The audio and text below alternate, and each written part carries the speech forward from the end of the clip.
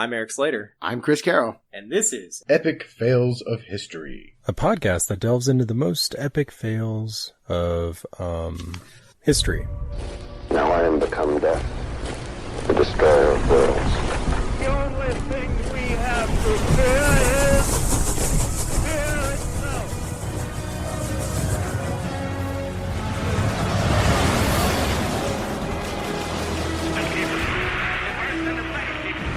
The terrible, this is one of the worst catastrophes in the world.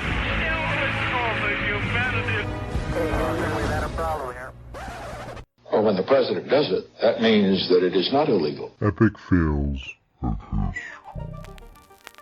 Don't wallow in failure. Instead, learn from it. Bill Gates. At the turn of the century, the digital age began as a new frontier of possibility.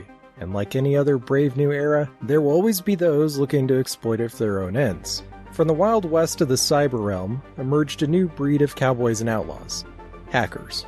Over the years, these cyberpunks have been classified into two main categories: white hats and black hats. Those who use their powers for good, and those who don't. If you could time travel to any point in history, where would you go?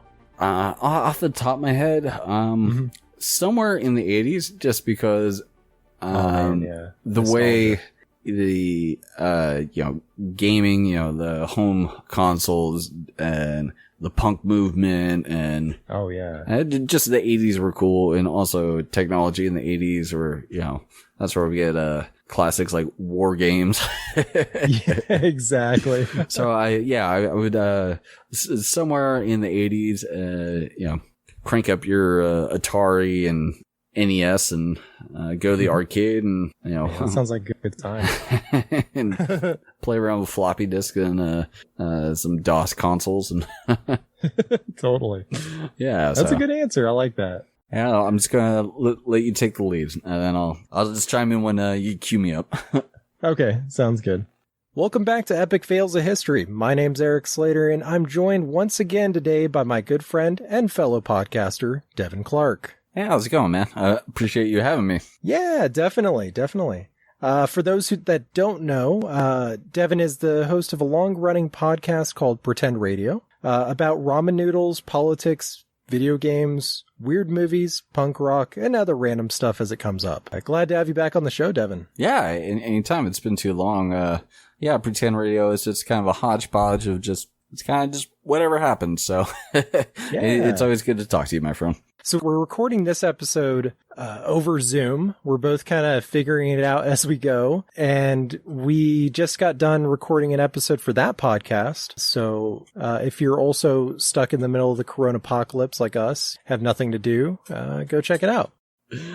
I appreciate that. Well, today's subject is something very interesting and something we can go on for quite a while. I don't know if your audience is very familiar with the subject we're going to be talking about, but in my opinion, it's definitely an epic fail of history in some sort of shape or way.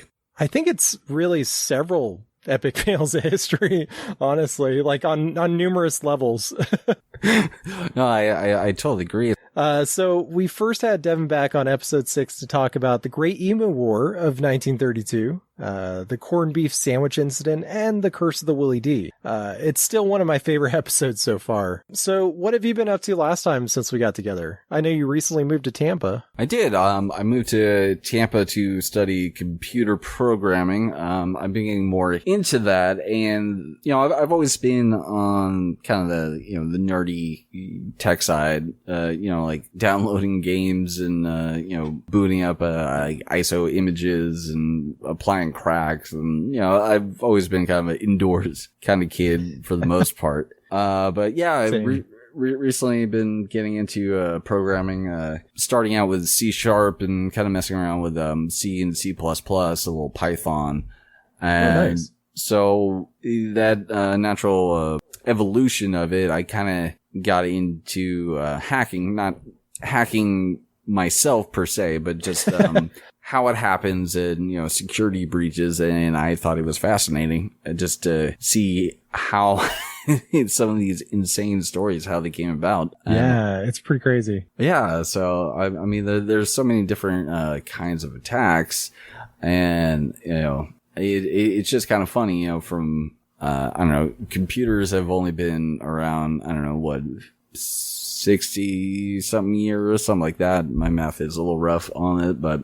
the way the way it's progressed, how rapidly it has, it's basically exponential, right? Like we went from like warehouse sized calculators to, smartphones that have more power than all of NASA back in the 60s. Oh yeah. I mean, just the phone in your pocket right now is insanely more powerful than what they used to land a man on the moon. So it's just kind of crazy how fast this is all gone. And the history behind it is pretty fascinating. And that being said, there's many, many epic fails along the way. Totally agreed. Before I forget, so, Rune really appreciates those Nerf guns you donated to him. Yes. I'm glad they went to a good home.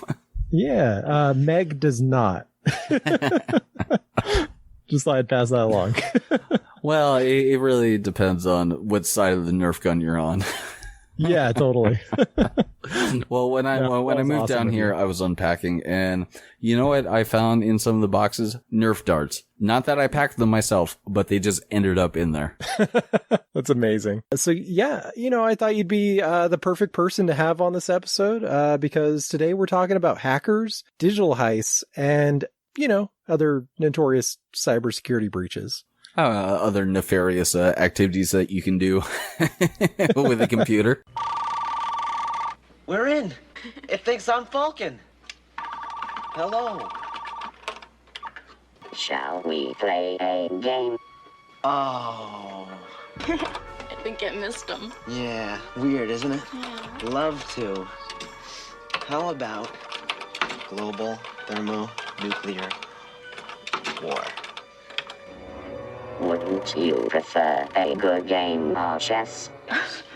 Later, let's play global thermonuclear war. Fine. All right. It's funny, when I was researching this, like a few years back, I wrote an article, about like some of the most infamous, cyber crimes or whatever. And it's funny just how many of them were like teenagers that just had access. Oh, a lot of it is just bored teenagers that happen to have a computer, didn't have a whole lot going on, and they found one thing, and then they just went down that rabbit hole, and then next thing you know, the FBI or the CIA is kicking down their door, and it's just some 15-year-old kid is like, I just wanted to see if I could do it. Yeah, exactly. It's crazy, man. It's kind of terrifying, really. Oh, yeah, it's insane. And you have to be very cautious about what you do online, especially nowadays. Back in definitely the 70s and 80s, it was, or even like 90s, early 2000s, the internet was kind of like the wild, wild west. You could really do anything that you wanted to. Right. And now it's more like, Big Brother's watching you constantly. Yeah. And then, people use, VPNs and stuff like that, or like the Tor, the Onion router, so you can go on the dark web. But that's a bit of a story on itself. Yeah, that's a whole different topic. Yeah. So I don't want to, no worries, detract too much from what we're at. I mean, like you mentioned, this is a pretty broad topic. We could probably do several episodes on this alone. Oh, yeah. So, Maestro, where should we start? Because there's a lot of ground to cover. Well, so I also have sort of an interest in this. I don't think I've done as deep a dive as you have because you're actually studying it, but I did take a programming class or two back in college. I thought it was really cool. It was really interesting just learning exactly like how computers work. It's all ones and zeros when you really get down to it. It's all digital. It's all algorithms or whatever, right? Yeah, when you get to like the binary system of it, and then we build on top of that. But yeah, it's basically just a on and off switch. So, depending on the sequence, that's what your computer's going to do. And then from there, we use like IDEs, integrated development environments to write code and compilers and all this stuff. So, in, our dumb human languages, we can tell the computer what to do and it understands. Yeah, it's crazy though, like how far they've come. It's still binary, right? But there's like these, primitive like AI, now, like, they're really making some quantum leaps right now.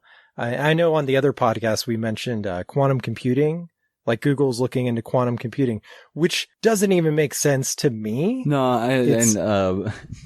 I am not an authority on quantum computation by any means, because it's basically just one of the things that was like my mind can't handle it. Thank God there are smarter people than myself to handle those sort of issues. But yeah, it's fascinating. Just the pace and what we're able to do with not a whole lot. If you think about it, like I can go into Visual Studio and with a simple lines of code, I can make a little program. It'll show up and I could ask you, Eric Slater, what is the name of your podcast? And you can type that in and enter it. And then, from there you can just keep going. And that's a very, very basic like Hello program. World. Yeah. It basically stems off Hello World, which was, I believe, the first line of code ever written, that was executed like that. But yeah, it's just fascinating. And then, of course, there's always going to be the 13-year-old kid who figures all this out, just tinkering around after school on a computer. And then from there, it's off to the races. Exactly. So when it comes to hackers, when you're talking like the original, like the OG hackers, there was these guys called phone phreaks. Oh, yes. Yep. And one of the originals, someone you might have heard of, was John Draper, who went by the alias Captain Crunch. Crunchitize! It's the crunchy, munchy part of this balanced breakfast. Crunchitize me, Captain! Yes, I am familiar with him, and I'm just going off the top of my head, but this is back in the day when payphones were still a thing. I don't know if your younger audience has any idea what a payphone is. But man, that makes me feel so old. Yeah, payphones and the international long distance calling, all that, crazy expensive. Even if you were like 2 hours away, if you're in a couple zip codes away, that could be considered long distance back in the day. Yeah, exactly. So, if I remember correctly, what this guy did is you would put the receiver up. He made some sort of device and he mimicked the tones that would bypass the computer to basically give it free long distance calling. So yeah, it was just a workaround of that, and he did that for a long time. I think eventually he got caught, but I think so. So yeah. One of the funny things he did was he used a plastic whistle from like a cereal box, and it just happened to emit the frequency you need, like the hertz tone or whatever. Yeah. It's I don't know. He just kind of stumbled upon it. I don't know if he was really trying to do that or it was just one of those kind of bored kid with a computer sort of thing. It was just like, I don't know. Let's see if I can do it. Yeah, totally. I'm definitely leaning towards like mad genius here because, later on he ended up working with Steve Jobs and Wozniak, on the Apple II. So dude had to have been smart. Oh yeah, I'm sure. I mean, there's no denying his intelligence or anything, but I wonder if like, you set out for like a project or a problem you have and then you kind of go through this episode. It's like, okay, this is what I want to accomplish. And then there are some things that you didn't even know was a problem. And then you kind of just stumble into it sort of thing. Exactly. So. But it's so weird to think that there was hackers back in the 70s, you know, like. Oh yeah. I mean, it's, since the birth of the computer, there's always been people to try to push it to the limits or see if there's a back door to make it do something that it wasn't originally designed to do. And that's hacking, you know, in a nutshell, to take an exploit that the person who created it didn't intend for that to happen, but it's possible to do that. Yeah, definitely. And the thing is, like, computers are dumb, right? when you really get down to it, they only do what we tell them to do. So, you know, you have to kind of think of every eventuality. You know what I mean? Yeah. I mean, I was watching some program tutorial, and the author of the video was, especially, this was about like user input, and he was like, just keep in mind, the user is most likely an idiot, and they're going to use your program in a way that you never thought of. They don't mean to, but they will break it. So just keep that in mind. Yeah, user interface design, that's stuff's fascinating. I really enjoyed, I took a class on that, you know, back in college, and I really enjoyed all that, because it makes you really think outside the box, because you're like, okay, how could someone break this? You know, like, let me try, you know what I mean? Yeah, well, like, you know, if you write a simple program, this is like, Eric Slater, what is the name of your podcast? Actually, a better example would be like, Eric Slater, do you like puppies? And so it's a yes or no. Oh, that's a good example. Yeah, so it's a yes or no question. But if you don't put the parameters correctly, then as long as you're asking for input, then the user can just put anything, just like, yep. Do you like puppies? I was like, screw you, I hate puppies. But you meant for a yes or no question, you know, a yes or no answer. So yeah, you have to be very careful about stuff like that, because you have to be very specific sometimes. And that's like, I think why like a lot of multiple choice stuff, you know, like online, like when they have forms and stuff, they have, you know, basically multiple choices instead of letting you insert whatever, you know. It's like, do you like puppies? Ice cream. It's like, what? yeah, because if you let the user just do whatever they want, then you know, there's a lot of people that, you know, you're asking a sincere question, and I was like, yeah, I like puppies, yes, and it was like, no, what about pickles and peanut butter? And then, you know, and then it just throws all the data off because you let them just enter whatever you want. Exactly.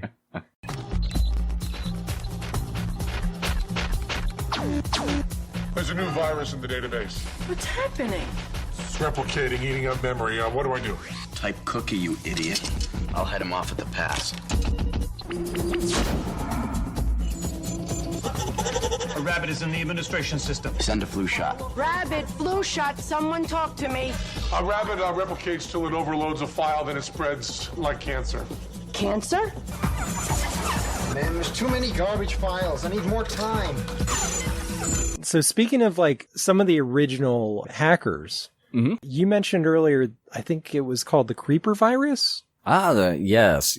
I believe that was in 1971, and Creeper was an experimental computer program written by Bob Thomas at BBN in 1971, which it was an American research and development company based out of Cambridge, Massachusetts.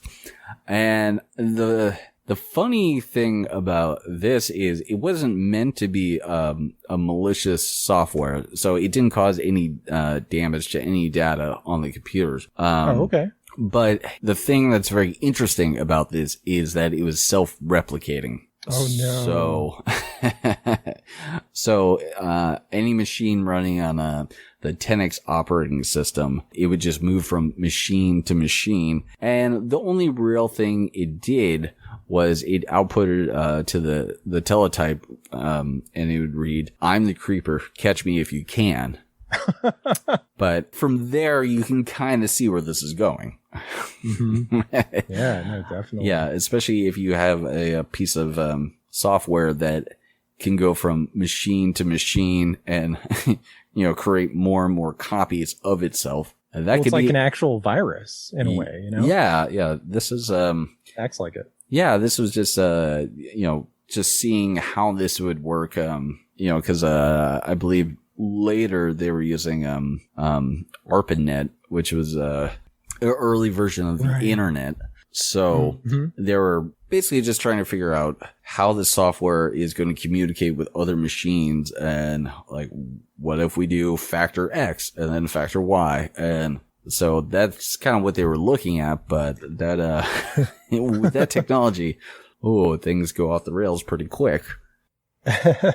Yeah, exactly. Something kind of related to this is, something called the Morris worm. This happened in 1988. I'm sure you've heard of this one. Robert Morris, he was a graduate student at Cornell University. And he developed this source code for a program intended to bypass passwords. And what he was trying to do was to gauge the size and scope of the internet at the time. I think it was, DARPA or ARPANET. Yeah.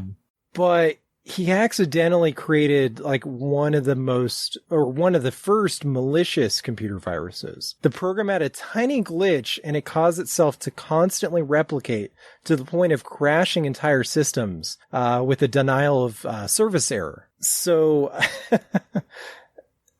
DARPA reacted to the threat by essentially shutting down the entire internet at the time and established the Computer Emergency Response Team, or CERT, to counteract future security threats.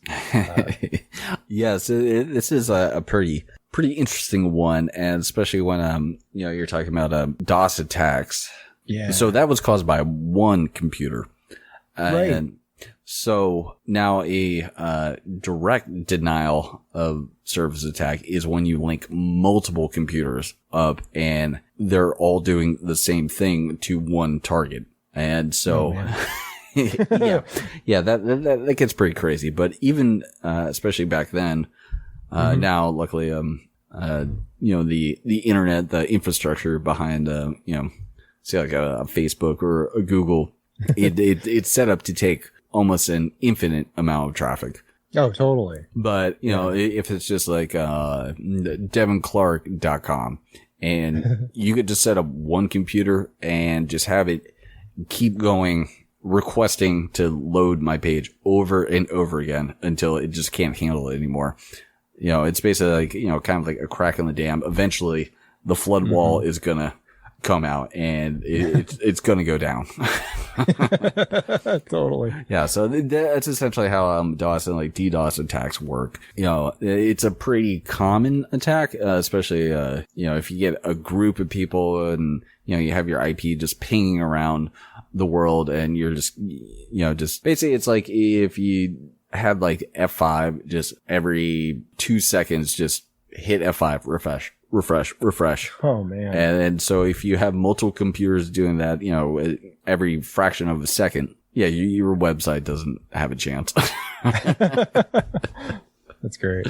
I mean, unless you're, Google or IBM or something like that, but just your average person, or I mean, even I would assume they have redundancies, right? Yeah, well, I mean, people have taken down like Bank of America and like huge corporations using DDoS attacks. Definitely. I know this was a big thing in like the early 2000s, especially, right? There's a couple huge incidents. Oh yeah, it's you could really cause some damage, especially if the company that you're targeting or whoever, if like they're Amazon. if their livelihood is if their website is down, then they're not making any money. Well, Amazon might not be a good example because what's his name? Bezos. Bezos. Yeah, he's not exactly hurting for money. I mean, the dude, he's a billionaire, and he didn't pay any taxes last year, as far as I know. So. Yeah, well, though I am a hypocrite when it comes to Amazon, because it frustrates me, all? But I do use Amazon. I use Amazon constantly. I still, I still about Bezos, but he has a lot of my money. So. Oh yeah. I mean, it's a fantastic process, shipping, but I guess the point being was a company like Amazon, if they're offline, they're not making any money. So, definitely. So if you can do a DDoS attack and prevent them from being online for even a few hours, you're really putting a dent into, their profit line and, just the way they operate. And, the whole time they're trying to figure out, how do we get back up? And, so it really just causes a complete headache, for anyone on, the receiving end of these kind of attacks. Definitely. So back to the Morris, what was it? Sorry. Back to the Morris worm real quick. So it's estimated that it affected 6,000 systems and caused up to $10,000 or more in repairs. Which, was this, 1988? Yeah, that's, 1988. Yeah, that's a lot of money. That's a lot of computers. And Morris himself was actually the first to be tried and convicted of violating the Computer Fraud and Abuse Act, which I think they might have had to write just for him. Yeah, that was, in 1986. Okay. And also the floppy disk that contains the Morse code is in the Computer History Museum. That's great. Yeah, so it's still out there. Yeah, man, we've come a long way since floppy. Oh, yeah. I mean, I remember being a kid. Surprisingly, we actually had like a computer class. Yeah, I remember using floppies and using, I don't know, some version of like MS Paint or just doing little things. But yeah, I forgot what it was, but like some programs, it took like multiple floppy disks, because like they had no memory compared to what we have now. Oh, well, early computer games back in like the PlayStation 1 day where you'd have an RPG and it would be 4 discs. Exactly. Like Final Fantasy 7 or what was it? Chrono Trigger, I think. Chrono Trigger, I believe was for the Super Nintendo, but you could have 20 plus floppy disks, all labeled like one. The next one. Good times. Windows 95, man. Oh, 95. Oh, jeez. That's what I grew up on. Yeah. I used to play like Duke Nukem 3D. Probably like Doom. Yeah, Doom. Yeah, Doom 2, I think. Descent. I don't know if you ever played that. That was kind of cool. No. It was cool back then. I don't know if it holds up. No, I haven't, but I recently started playing Myst again. The original Myst for 95 and... Yeah, that's that era. Yep. It's still just as confusing as it was when I was a kid. Oh, I imagine. And it's like, all right, you lift this lever over here, then, maybe like 3 months from now, you'll figure out what that lever did. Good luck. Yeah. See, now you could just like kind of look it up. Like if you get stuck, you just like, there's tutorials and stuff out there. There's probably YouTube videos. Kids today with their gaming tutorials are so spoiled compared to when you and I were. Yeah. Back in our day. Yeah, no, we had it hard, man. We had to figure that shit out. We had Nintendo Power. So I've always been kind of confused on the difference between worms, Trojans, and viruses. Can you shed some light on that? Yeah. Everyone, it's kind of like your mom calling everything Nintendo. It's kind of, how we use the term virus. It's basically one of the many versions of malware. A virus, it'll attach malicious code to clean code. And then from there, it's waiting for unsuspected users or some sort of automated process to execute them. Think of it, like getting a cold. So the virus will attach itself to the good germs in your body. And then when it has a method to infect another person, whether that's a sneeze, a cough, or just not being clean, it infects your system. And then, especially if it's like a executable or something like that, once you open it up, then, it's on. Now it's going to run its course. Now that code is going to run. And, that can be all kinds of things. Ready? Yeah. Let's go.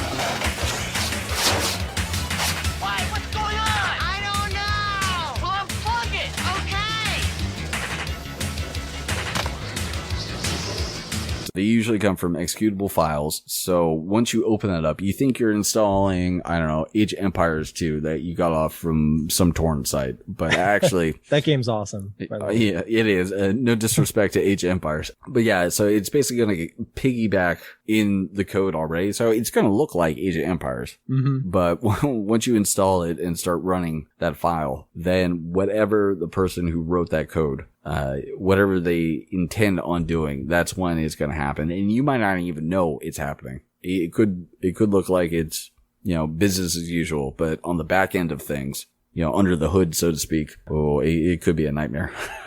Oh man. Yeah. And just like dealing with a lot of that seems complicated too. Untangling whatever malicious code messed things up in the first place, right? Like, I mean, that's assuming you can even catch it, because with a lot of these programs, even if you have, some sort of antivirus, it's not a failsafe. It doesn't hurt to have a certified, real antivirus. But, if you just start Googling like, anti-malware, antivirus, and just start downloading things, a lot of people, they'll actually write viruses to look like antivirus programs. Oh man.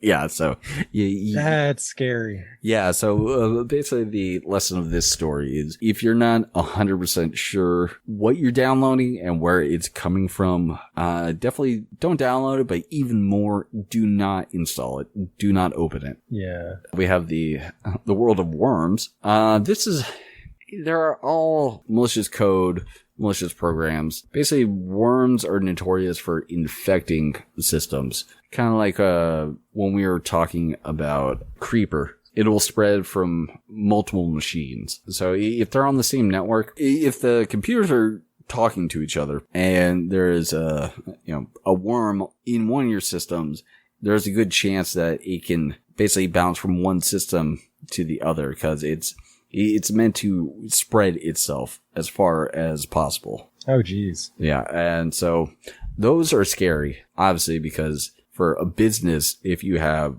1,000 computers all linked to the same server. Like one server, yeah. Yeah. Then, it's just kind of a domino effect. It just goes from one to the other to the other. That sounds like a nightmare. Yeah. And it really depends on what the worm was designed to do. I mean, some of them can just be as annoying as Wayne Knight from Jurassic Park. And then, some can just completely wipe hard drives, and, they can do some really nasty things. So, and sometimes it's hard because a lot of hackers will make fake sites that look almost identical to, say, like Bank of America. But if you look at the URL, it's instead of BOFA, it's BAFA. But it looks almost identical. Yeah, they're really tricky about that kind of stuff. I almost got tricked by a Bank of America email. I mean, it wasn't from Bank of America, but it looked just like them. Oh, yeah. And they have a link and everything. You click on that, and it looks like you're going to the actual site. So. Yeah, that's now that we're mentioning it, that's actually what phishing is. With phishing, it's basically, I'm basically going to send out like just auto spam, thousands and thousands of emails. I'm sure if you ever use Twitter or Facebook Messenger, you've seen a weird message with like a link, or like a lot of times it's some very attractive woman with like a link to like a cam or some sort of thing. That's a very obvious one, but a lot of times, especially if people get your account information, they'll use your Facebook Messenger to spread this link out. And, if you're not paying attention, it's like, oh, Eric sent me a link. Like, he never sends me anything bad. I don't have to worry about it. Yeah. And then you click on it, and then that's where some sort of attack infects your system. Totally. Yeah. So and I know it can, like a lot of, I guess, hackers or, Russian bots or whatever will make fake accounts to kind of lure you in. Sometimes they'll actually copy someone yeah. There's also botnets, which is just basically a whole system of, fake accounts, and, they're all just programs that, they're basically just going to scam you, because they're basically playing, a game of numbers. So if we bombard I don't know, 1 million machines, we're going to get some clicks somewhere. And then from there, depending on what their intent is, say out of 1 million machines, they get 100,000 infected, and now they have control of that machine, with like keyloggers and, all kinds of nasty stuff. So. Well, and I know, speaking of bots, Russia, they've actually used bots to spread misinformation. And that's become like a real common thing today. With the 2016 election and all that, there was a lot of that circling around, a lot of fake accounts. And, a lot of the big social media outlets, they have started to crack down on that, but maybe not as much as they should. Because there's still a lot of it out there. Now, okay, this is a great point, and I've tried to explain it because it's really hard, especially if you have someone like Russia, which at this point they're basically like a nation state actor in this sort of hacking and propaganda and stuff like that. But it's really hard for, say, like for Facebook to make an algorithm to weed all of that out. That's almost an impossible task, at least from my understanding of it. So how exactly do you make an algorithm that will detect these bots and then also flag them for whatever the parameters are? And Russia knows this, so they also have a team who's constantly, changing it and, doing different styles of how they go about doing it. So it's a very difficult task for Facebook. I think they're doing what they can, Well, you can't infringe on people's, freedom of speech. Freedom of speech, yeah. Sorry. People will say like, well, Facebook only blocks conservative points of view. And I was like, well, that's not really true. They're trying to work on these algorithms because, how many users does Facebook have? Like over 1 billion? A lot. Yeah. So how do you make an algorithm or, like a set of parameters in your code to monitor all that? I'm sure they have actual people, looking at some of it, but just the sheer amount of traffic. Like, how do you do that? Because, I could go on your Facebook page and I could just start flagging every single post you made. Those flags have to go somewhere. Basically, ransomware is some sort of malicious software that gets on your system. Basically, it will lock your system down, or at least parts of your computer that you can't access unless you pay a quote ransom. Thus the term ransomware. They'll go after, kind of high profile people just to make them think that, we have this on you. If you don't want us to, do X, Y, and Z, then you need to send 20 Bitcoins to some address online that's probably getting bounced around from, 100 servers. They basically hold your files ransom, and then they want money for said files for you to get it back. That's nuts. Yeah. The people who make which sort of, worm virus, ransomware or whatever, like on the scale to like 1 to 10, like how much of pieces of garbage they are. Oh, and then we have spyware, which is basically, once again, software that gets installed, but now we can use fun programs like keyloggers. Which basically just like copies what you're typing, right? If you have a keylogger installed, then yeah. So yeah, spyware, it's pretty self-explanatory. It's basically just watching everything you do. Just, you can get your passwords and credit card numbers or whatever you're punching in, or, you can even, see like what you're doing on your computer screen, what websites you go to, stuff like that. So it's pretty scary. Definitely. Just the implications of that, Oh yeah. And the scary thing is when you think about everything runs on computers today.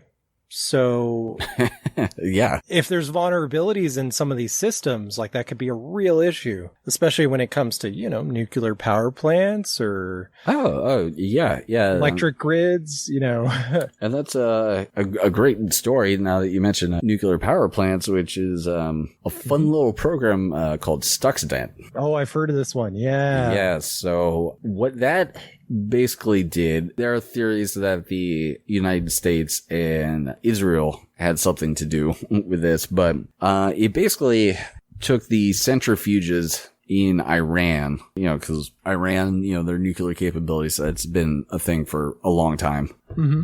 So basically what this program did, it got into their systems, and you know how a centrifuge, it spins at a certain rate for, whatever you're trying to do. I don't know the exact speed it needs to be to enrich uranium, but what the program would do is it would slow the centrifuge, and then it would rapidly speed it up to the point where it broke over 1,000 centrifuges. Oh my God. Yeah. So on the computers, it would look like everything was fine. The people monitoring from their stations, it looked like everything was A-okay.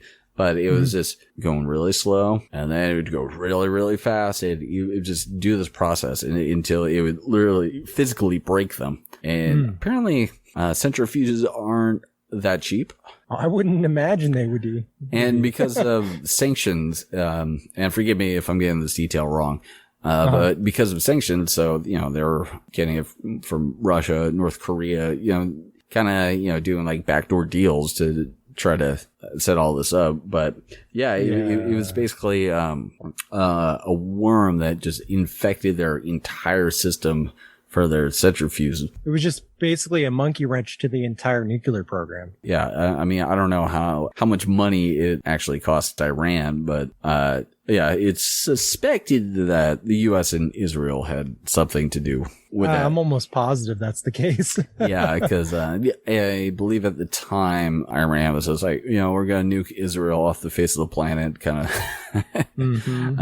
stuff. So the Israelis are a big cutthroat when it comes to this sort of thing. So I wouldn't mess around. Yeah, I wouldn't be surprised if they did that. Also, well, what I thought was really interesting about that one was that it all started with an infected flash drive. Yeah. That's all it took. Yeah, it's just one flash drive, and then if the computers are linked, then it's game over. Game over, man. Game over, man. Game over, man. It's game over. But yeah, if all your, how many computers are on your network, basically like patient zero when it comes to that. If I get, the coronavirus, then you and I share a delicious pasta dinner, Lady and the Tramp style, and then you and then you do the same with Meg, and then it keeps going on and on and on. Then yeah, wash your hands, people. Yeah, please. This one is called Shamoon. Oh, I've heard of this. Yes. This one. I haven't looked into this one too much, but it was in Saudi Arabia, right? It was. It's actually a company called Aramco. Okay. Which is pretty much the world's biggest oil producing company in the world. Oh, man. Yeah. So basically, Shamoon is a virus also known as W32.distrack. It is a modular computer virus that was discovered in 2012, targeting the then recent 32-bit NT kernel version of Microsoft Windows. Now, what this virus did is it was also self-replicating. So it went from computer to computer to computer. And what he was doing on these computers, it compiled a list of files specific locations on the system, upload them to the attacker, and erased them. Oh no. Finally, the virus overwrites the master boot record of the infected computer, making it absolutely unusable. Oh, Jesus. So that sounds like it could be bad and untraceable. Like virtually untraceable, right? It took a very, very long time. So basically, Shamoon was designed to erase and overwrite hard drive data with a corrupted image and report the addresses of infected computers back on the computers inside the company network. The malware had a logic bomb, which triggered the master boot and data wiping payload. The attack occurred during the month of Ramadan. So basically, no one was in the office because, everyone was on holiday. Yeah. And, man, that's kind of messed up. Well, I mean, if you're going to make an attack, I mean, if no one's going to be in the office. Well, it's like there's been attacks on the U.S. during like Thanksgiving and Christmas, right? Like, exactly. Yeah, it's pretty much the same thing. It's just like, okay, we know pretty much no one's going to be there. I mean, unless people who are actually, on the oil rigs and, the refineries. Yeah. But yeah, as far as like logistically speaking, yeah, there's no one in the office. So wiped out over 30,000 Windows-based systems. Oh my god! Oh my god! That's nuts. Yeah. Saudi Aramco. It's hard to even imagine. Yeah, Saudi Aramco announced the attack on their Facebook page and went offline until the company statement was issued. Oh. And apparently that didn't cause any problems, I imagine. Well, I mean, just imagine you're a dairy farmer, and so your surplus of milk is still in production. Nothing happened to the cow. So now you just have all this milk, but you don't have the logistics to know where to send it. That's kind of what happened with crude oil and petroleum and all that. So, okay, I know Eric wants some milk, but I don't know how much and when he wanted it.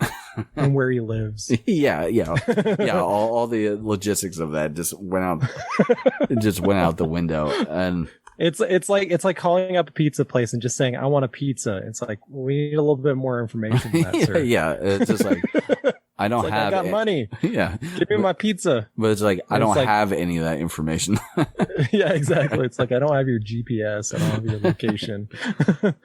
Yeah, so I can't remember if they found out who exactly caused it or why. I believe, if I remember correctly, and I'm sure there are people who are probably going to crucify me, I believe they left a picture of an American flag burning. I think it might have had something to do with like a political statement with, Saudi Arabia and America. I gotcha. Working together and being allies and, all that sort of thing. But yeah, this, Shamoon was a real nasty one. And actually, because of this, because it destroyed so many, hard drives, that there was actually a hard drive shortage because they needed over 30,000 hard drives to get everything back up and running. Dang.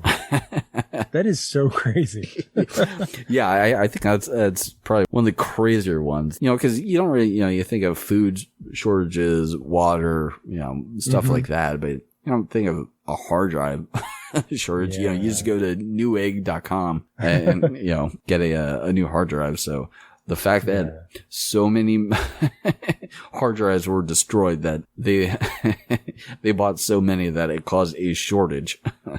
So there's been a lot of like really big stories in the news dealing with, corporate espionage, and you got like the Equifax hack a couple years ago that we only recently found out about. Like this happened back in 2017, I want to say. Yeah, and the funny thing about that is it was going on for quite a while. Yeah, exactly. But you and I didn't know anything about it for quite a while. So basically, real quick, Equifax, however you want to pronounce it, is one of the 3 largest consumer credit reporting agencies, along with Experian and TransUnion, also known as the Big 3. They collect and they aggregate information from over 80 million individual consumers and more than 88 million businesses worldwide. So that's a lot of information going on there. But Equifax sells credit monitoring and fraud prevention services directly to consumers. So somewhat ironic. Yeah. So apparently in 2016, they had warning of a insecure system. Security researcher examining Equifax servers observed an online portal. So I don't know if any of you have ever downloaded a torrent. Guilty as charged. Torrents can be totally illegal, so scratch that from the record. But yeah, basically, if you're configuring your torrent, download client, it'll ask you totally what port you want to use to. So the machines can communicate with each other. With Equifax, there was just an open port, just wide open, and someone found it. Yeah. Yeah. Now they have everyone's information. Yeah. They said they could have downloaded the data of all Equifax customers in 10 minutes. I've seen a lot of bad things, but this is bad. And that's a quote. Yeah. Definitely. So yeah, there's been a number of big ones in the news. You got, obviously the Equifax hack, the DNC hack back in 2016 during the election. You got the Sony hack back in 2014, which is a huge scandal. And then the Target credit breach back in 2013. I remember that. Was that through like Target cards? Yeah. What's funny about this one is that I was actually working at Target at the time. I was at guest services when the breach happened. And I was just getting flooded by just angry soccer moms and grumpy old people that thought I was the one that hacked them personally. It was very frustrating on all ends. So what was how did corporate handle that, or at least not very well, because at least initially. Well, because you were working at Target at the time, even though no one at the store had anything to do with that sort of thing. But how did upper management handle that, and how did that trickle down to you guys? Because there had to been a conversation that was like, hey, if this comes up, don't say this. Basically, yeah. If I remember correctly, because I've dealt with a few different companies, in retail and stuff, but basically they gave us certain talking points and basically had us refer them to the website or something. Deflect. That's basically what it was, because, they couldn't have us talking for them. But yeah, it went undetected for a number of days, and the information of, I think it was 70 million customers was compromised. God, yeah, that's epic fail. Yeah, I mean, all these have been epic fails, and I think the main thing is, one, know that no matter how safe and however you think your information is Fort Knox, there's always a way, whether it's through the attic, someone forgets to close a window, or going through the sewer pipes like the Ninja Turtles. There's always a way, there's always an exploit, and you definitely have to be aware about that. I mean, I don't want people to be paranoid, because for the most part, what am I going to do with your information? That's not a whole lot. Basically, especially when it comes to, say, the Target breach, or, Equifax and stuff like that. It's mostly just, let's gather as much information as we can and then see what we can do with it. Yeah, definitely. Well, in the Target one specifically, they narrowed that down to a 17-year-old kid from Russia. And we come back to Russia. I swear, Russians, Chinese, definitely, Indians is they are so good at hacking. It's insane. Well, and part of that is because the governments actually sponsor programs to do that. Oh, yeah. It's this new age of cyber warfare between countries. You don't really hear about it a whole lot, but it's happening constantly. Oh yeah, it's basically you see a Facebook ad for have fun at a week-long boot camp for coding. I was like, oh no, the government's gonna finance this. Yeah, exactly. Yeah, it's definitely it's just pretty crazy. There's actually there's what they call white hats. Yeah, totally. Which are basically hackers that will look for insecurities in a company system or a government system, and they're kind of doing it for good. They're paid in order to find these vulnerabilities and fix them or defend against them. Oh yeah, I'm glad you actually brought that up, because there's a whole industry for white hat hackers, and it's pretty interesting because there are a couple ways of going about that. Let's say, Eric, you are running a company, you have some servers and information on said servers and, your network, all that kind of stuff. You could come to me and hire me as a penetration tester. And there are a few ways of doing this. One, I could just see, just from my computer right now, as we're talking, I could see if I could find some vulnerability and remotely get access to it. And the more interesting way to do this is actually go into the office. And this has a lot to do with social engineering. So making your employees think that I'm supposed to be here. Like, oh, I'm Devin. I'm a contractor. It's Ted from the IT department. Yeah, exactly. You just Gladys in accounting. She's been there for 25 years. It's like, hey, Gladys, we're gonna have to reboot the system. So, you just start throwing out jargon. She's going to be like, so I'm going to need your password and, your access code or, whatever their security is. And then, people don't even think twice about it. Yeah. It's just like, well, it's Ted from IT, and, it's like, we're, operating on the mainframe, server. You start throwing out, just kind of like techie jargon, and for the most part people aren't going to think twice about it. And then so you could use a USB like a rubber ducky or something, and then just pop that in there and then start running some malicious code, and then next thing you know, you can have remote access and see how far you can go. And people will give you access to a lot more than you think they would. Especially if they think that you're on the same team. They will. It was like, I'm the IT guy. We'll do this and that, but I'm gonna need this information. We're like, okay, well, yeah, that's fine. We're good. He's with the company. Yeah, but the whole purpose of that is for them to read a report and it's like, it was like I didn't even have to badge in to get on the floor. Like, oh man. So they give like the higher ups, here's what you need to do, or like you don't have like a 3-step verification for like logins to crucial servers and stuff like that. That's where those security questions come in. Those are always fun. Those really annoying security questions. There's a reason for them. But have you ever filled out some where and then like later you haven't used it in God knows how long, and so it'll prompt you again, and it's just like the most random question.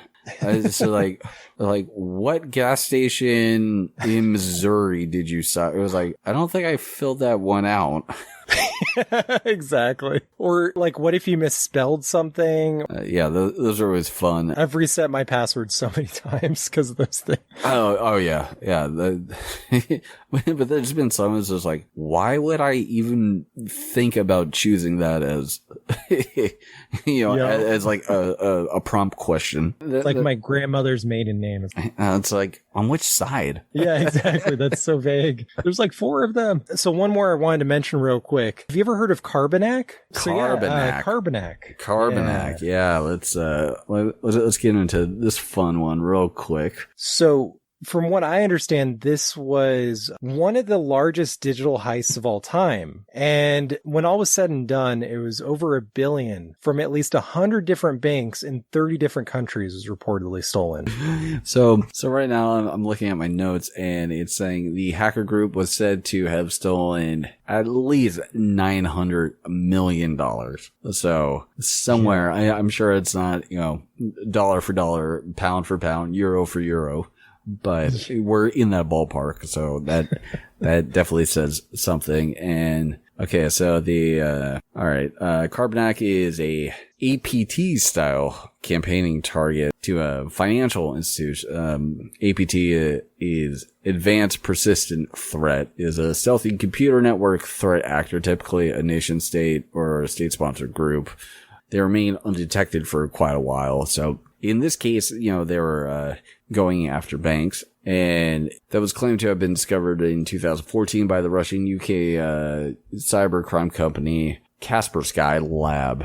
Yeah, so it was a phishing attack, and so they were able to manipulate access to the banking systems through phishing, pretending to be, you know, someone that they're not, or this is like, you know, hey, this is blah blah from accounting, or, you know, I'll send you a link, you click on it, and now I have access. So doing this, they were able to get access to all these bank systems, and their intended targets were primarily Russia, United States, Germany, China, Ukraine. This is according to Casper Sky Lab. One bank lost $7.3 million when its ATMs were programmed to spew out cash at certain times that henchmen would collect, while a separate firm had $10 million taken out via its online platform.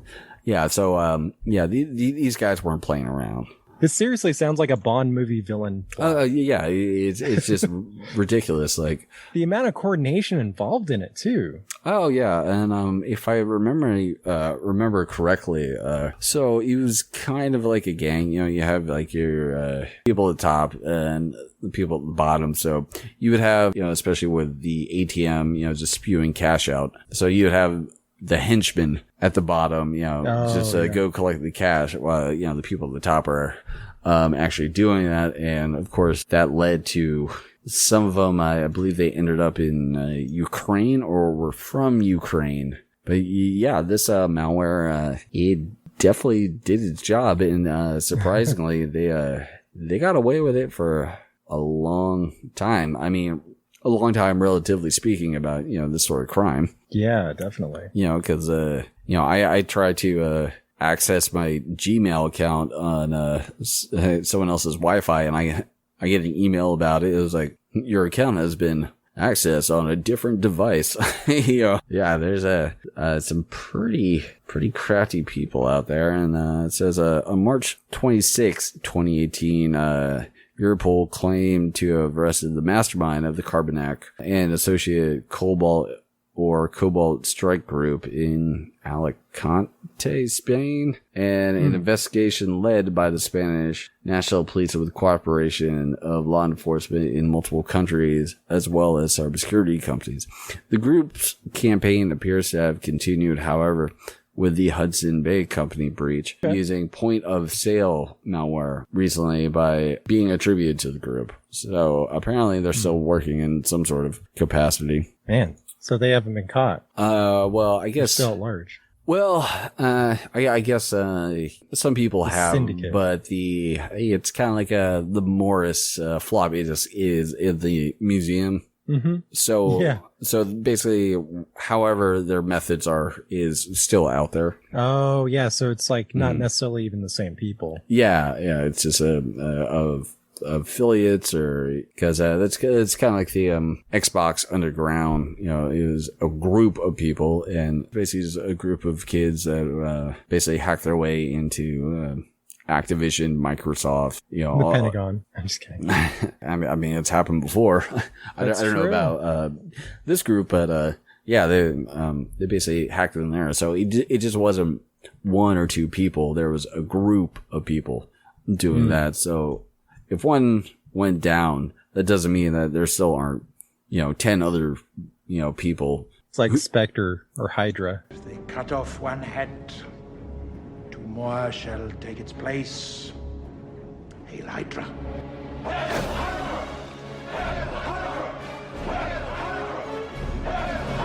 Yeah. Just because if people get caught doesn't means that they did it. It's not like it's erased from history and no one has the knowledge to do it. It's just like, okay, so they did that. Well, what if I did that, but I tried this? Totally. We got some listener feedback on this subject real quick. Bill from Discord says, some guy once pushed a command via SCCM and wiped out an entire bank in Australia. It's often used as an example of what not to do in SCCM training. SCCM, what does that stand for? If I'm correct, it's a System Center Configuration Manager. And what this does, you know, for those who are on Windows, think of it hitting like Control Delete, and you know, you pull up your task manager. Yeah. So, but what this can do is responsible for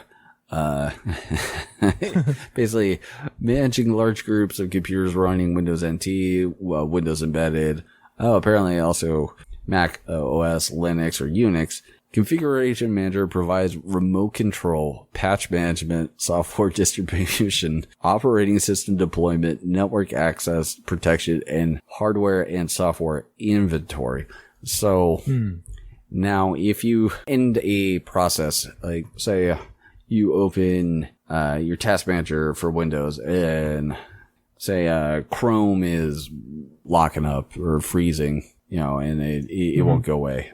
You can end task. So think of it like that. But now if you do that and you just start ending processes that you shouldn't, you can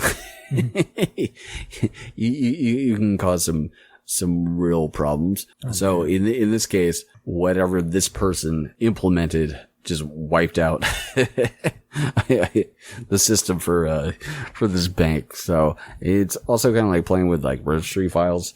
You have to be very careful about what you're doing because yeah, I would imagine. It's for the most part you can always add, but you can't take away. So I know a friend, I will leave him nameless, but he accidentally deleted one of the servers for his work. Oh my God, the whole server? One of them, yeah. How's that happen? He was trying to, he was trying to back up a server and he accidentally made a misstep.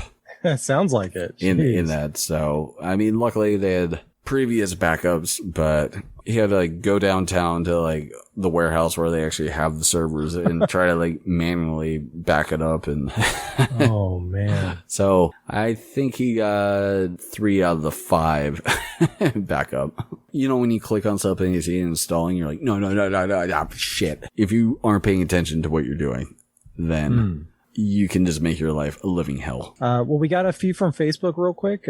Some listener feedback here. Adrian Paulin says, you have to incorporate the terms crash override and acid burn. Crash and burn. I think that's a reference to something. Is that from Hackers, like the movie? Yeah, that's a reference to Hackers. Okay. I see what you did there. I love how like completely inaccurate a lot of those early movies like show hacking. Actually, even a lot of current stuff, it's completely, it makes no sense, like NCIS. Enhance. Yeah, exactly. And just like the fast typing, the frantic typing with all the like the pop-ups and all that, Yeah, mostly any programming is maybe 10 to 20% actual typing and 90 to 80% just like, wow, what the what is going on here? And then just like figuring it out. Yeah, it's just like troubleshooting. Yeah, exactly. But yeah, it's always funny in those hacking movies where it's just, I don't know if you guys can hear this, but just like the exactly the frantic typing. It was just like, yeah, that's not really. It's not doing anything. Yeah, how it works. But yeah, there are some pretty good ones out there, and they always have like 8,000 screens, and they all look like the Matrix code is going on. Most computer screens aren't black with green text anymore. Yeah, definitely. Unless you're like using DOS, but that's like black and white. Yeah, unless you're like doing like some like command line. Like and that wouldn't be really riveting to watch in a movie. That would just be like a guy sitting at his computer for 12 hours. Like, well, I definitely I had to Google that reference, but it's been a long time since I've watched Hackers. But well done, my friend. James Scon says, "Do all hackers have individually assigned Digimon, or just most?" Well, I mean, now that's really up to personal preference. I mean, some love Digimon, some love Pokemon. I'm more of a Tamagotchi kind of guy, personally. Let's see. We also got Jeffrey Doherty Jr. says, emphasize on how the space bar is optional. It was used once in war games. He also says 4 hands are better than 2. And there's a GIF from NCIS, like I mentioned earlier, where these 2 people, like this guy jumps in to help out hacking somehow on the same keyboard. Like how does that work? Yeah, it's not a piano here. Yeah, exactly. No way. I'm getting hacked. A port scan? No, this is major. They've already burned through the NCIS public firewall. Well, isolate the node and dump them on the other side of the router. I'm trying. It's moving too fast. Oh, this is not good. We're using our connection to the APHIS database. Sever it. I can't. It's a point attack. He or she is only going after my machine. It's not possible. This is DoD level 9 encryption. It would take months to build What is that, video game? No, Tony, we're getting hacked. They get into Abby's computer, the entire NCIS network is next. I can't stop him. Do something, McGee. I've never seen code like this. Okay, well, I like that our listeners are asking the questions that really matter. Exactly. Yeah, well, I will say the spacebar comment was quite hilarious. Yeah, that'd be I mean, I guess unless you just wanted to like tab your way throughout the whole thing, but that seems like a headache. Yeah. I think that's it for listener feedback and questions. So what do you got going on? Not too much. Just doing the programming thing, and the whole coronavirus. We're trying to figure that out. As far as school and whatnot. But yeah, for sure. A lot is up in the air right now because of that. Yeah, definitely. So. No, I'm just hanging out here, and luckily the good thing about programming is you can, I can do it from home, at least studying. So definitely, yeah, not too much. I was in the Wastes, but I moved down here to Tampa. So our buddy Sean Piper from Concrete Criminals is actually the bass player now. So it's keep an eye out for them. Well, I know all 3 albums are on Bandcamp, right? I believe so, but if you just YouTube the Wastes, you'll probably find quite a few things, and I think there are some on Bandcamp, and if you want to go on the Facebook page, the Wastes is there, or if you want to hit me up, I can. I probably still have some stickers and a couple of vinyl splits with Concrete Criminals I can send out. So yeah, man, awesome. It's pretty tame down here. Not a whole lot going on at the moment. Just staying inside, washing our hands. Party of one. Yeah. Just hanging out with the dogs. You can hear more of Devin and I on the newest episode of Pretend Radio. And then if you want to check out more on this subject, you can check out my original article from a few years back on epicfails.com. That's epic with a K. And we'll have to have you back soon, Devin. Yeah, I appreciate it, man. It's always a blast talking to you, and especially with a topic like this, we could probably do a whole series just on hacks alone. Yeah, definitely. That might have to be the next spin-off podcast we do. I would thoroughly enjoy that, my friend. I guess I just want people to just update your software. Just be safe and stop clicking on whatever weird links come your way.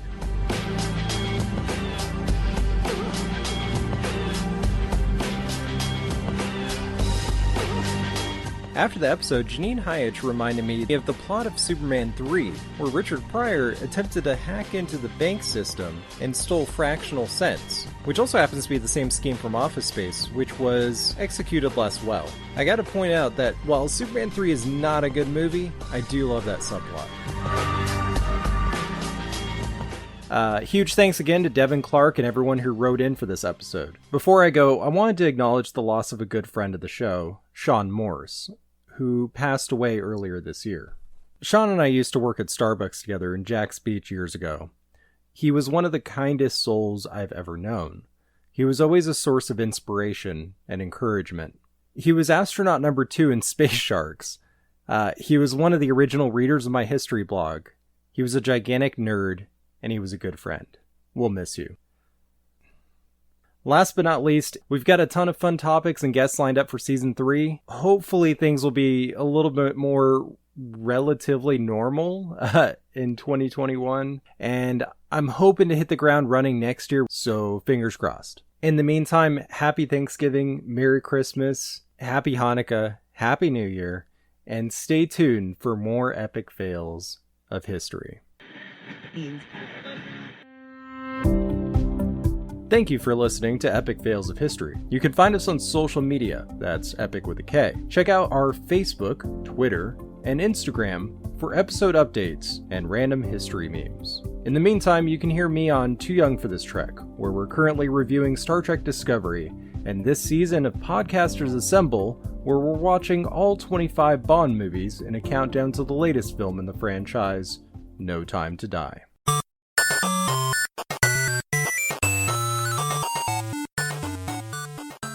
This has been a presentation of the We Can Make This Work Probably Network. Follow us on Twitter @ProbablyWork for more of our questionable content. Also, we have a website called probablywork.com. Also, please sanitize your all your mouses, your mouses and keyboards and video game controllers. I can't tell you how many people have touched my video game controllers over the years. Oh God! Yeah, just be careful, people.